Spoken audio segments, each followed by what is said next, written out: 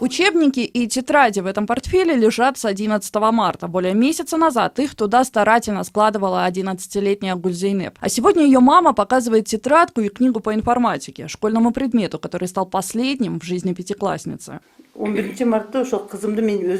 Я помню тот день во всех подробностях. Утром я, как обычно, привела своего ребенка в школу. Она хорошо себя чувствовала, была в хорошем настроении. Единственное, боялась, что опоздает. По расписанию в 8 утра у них начинался урок информатики. А в начале 9-го мне позвонили одноклассники дочери. Сказали, Гульзейнеп стало плохо, и она сейчас без сознания. Я тут же все бросила и побежала в школу. Пыталась позвонить классному руководителю, но она не ответила. По словам мамы, у Гульзейнеп случился приступ эпилепсии. Такое однажды уже происходило много лет назад. Тогда соседские мальчишки стали звать на помощь, и девочку успели спасти. Так было бы и в этот раз, уверена Обагуля Дерисова, если бы учителя отреагировали соответствующим образом. Они ничего не сделали. Можно было попытаться и рожать челюсти, какую-то помощь оказать. В первую очередь, в конце концов, должны были позвонить и сообщить родителям сразу, как только ребенку стало плохо. И я не знаю, что они делали, но они тянули время и потеряли драгоценные минуты жизни моей дочери. В средней школе номер 87, где последние несколько лет училась девочка, около 2500 школьников. Из них 8, говорят педагоги, с диагнозом врожденный порок сердца. Таким же, какой был у погибшей Гульзейнеп. Это указано в личном деле школьницы, как и то, что 6 лет назад она перенесла операцию. А вот о том, что страдает эпилепсией, ни слова, утверждают учителя.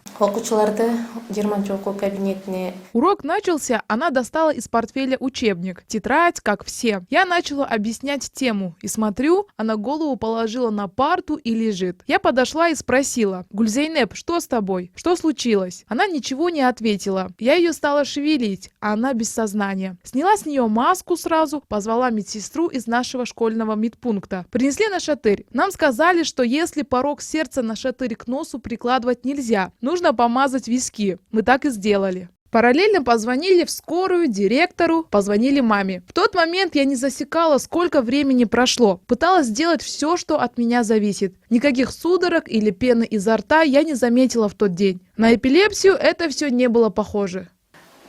Срочно в На скорой, куда мы позвонили, рассказали симптомы, изначальный диагноз. Врачи сказали, девочке нужен кислородный концентратор. Не дожидаясь скорой помощи, мы решили везти ее в ближайший ФАП. Там есть этот баллон. Нашли машину, водитель даже после писал объяснительную. Посмотрите, рассказывал, что и как происходило в машине. Наша учительница сфотографировала госномер, позвонила в скорую, что, мол, машина вон выехала, сопровождайте. А потом приехала мама в ФАП и забрала ее. Отказалась от медпомощи и сказала, что отвезет ее к семейному врачу. Уже в реанимации Гульзейнеп скончалась. В качестве подтверждения своих слов учителя показывают распечатки звонков, справки, акты, заявления и объяснительные. А вот видеозаписи с камер, которых по всей школе 27, предоставить не могут ни журналистам, ни родителям. Говорят, что память файлового хранилища рассчитана всего на 10 дней, и именно события 11 марта, к сожалению, не сохранились. Также администрация школы заявила и проверяющим из мэрии, и участковому милиционеру, который пришел выяснять обстоятельства.